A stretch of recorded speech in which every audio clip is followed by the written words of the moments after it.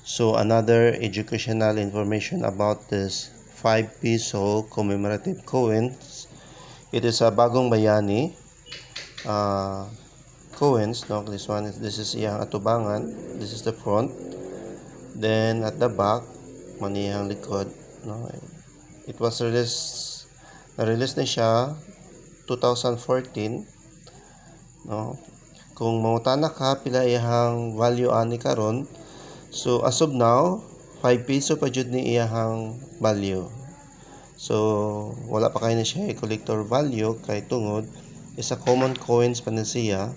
So daghan pa kayo siya nag-circulate ani nga coins, kani nga mga coins. So 5 peso pa ang iyang value. Siguro in the future mutaas ang presyo pat sa pagkakaron 5 peso pa jud siya. So dili pa jud siya tinuod nga ang presyo ani is more than 1,000 or more than 5,000 or even gani is bisan mga more than 100 dili pa ni siya. It's just common coins.